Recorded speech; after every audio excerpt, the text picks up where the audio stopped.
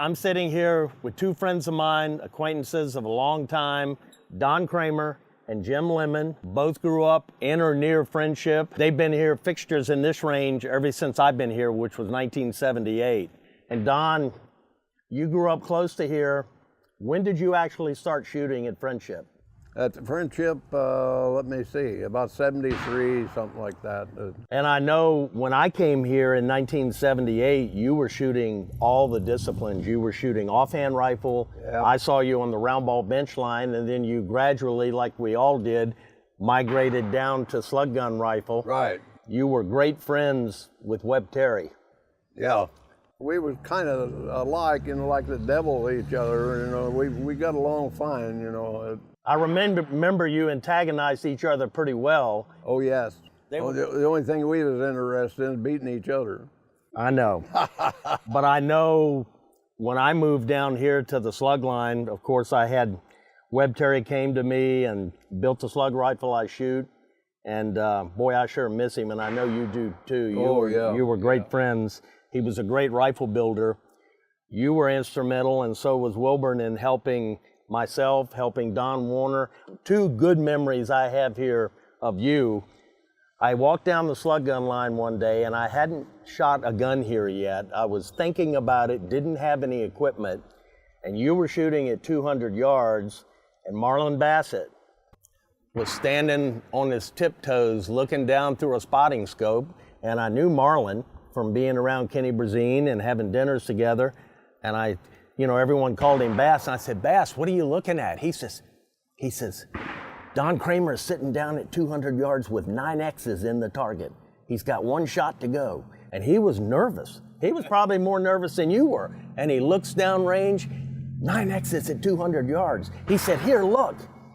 And I reached up and I looked in the scope, and about that time, the gun went off, boom. And I turned around to Bass and I said, he's got 10 now. I was the first one that ever done it. First one, set a record at 200 yards, 100 with 10 X's. Right. What an incredible feat. And as an example of people helping each other here, I know, Jim, that you had several well-known people that helped mentor you all through your shooting career here. When you came down to the slug gun line, you kind of took Jim under his wing, made sure he wound up with the right equipment, taught him a lot about the correct way to handle a slug gun, and you've turned him into the fierce competitor he is today. So I guess I should thank you for that, but that's a good thing. That's what makes it go, is competition. But Jim, I know, tell me a little bit about that. I know you guys did extensive work and testing together. Well, that's true. When I started to move down from the round ball bench to shoot slug gun, I knew nothing about it. Right. And I'd shot with Don for years, and so I went to him.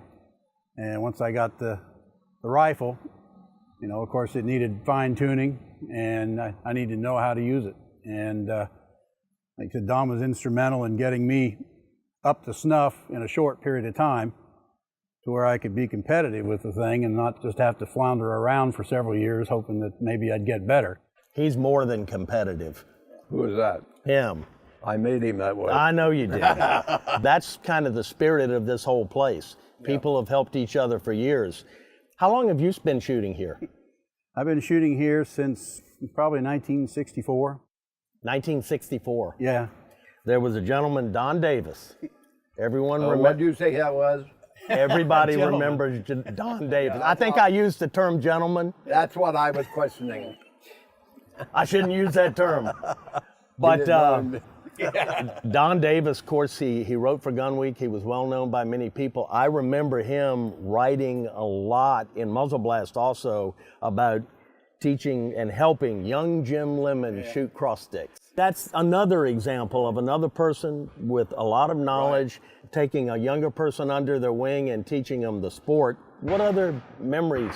You both have bound to have a ton of memories of this place. Well, like I said, since I'm born and raised here, I probably started coming down to the shoots when I was 4 or 5 years old. Yeah.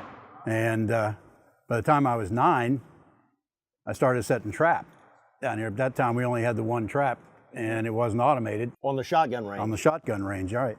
And I'd start at 9 in the morning. We'd break for an hour for lunch, come back and shoot till 6, take a break and come back and shoot till 9, and did that all week long. And did that for several years, and finally started shooting shotgun down there, shooting trap, which I did that for a good while until I through high school, and then went away to college. And then when I came back, Don Davis got me started shooting cross sticks, buffalo cross sticks matches, and then kind of migrated from that into round ball bench for several years, and then on up to the slug gun. Well, I tell you, it has been my pleasure to know both of you, and I know that you've somewhat retired from shooting here, but I'm glad to see you still coming down.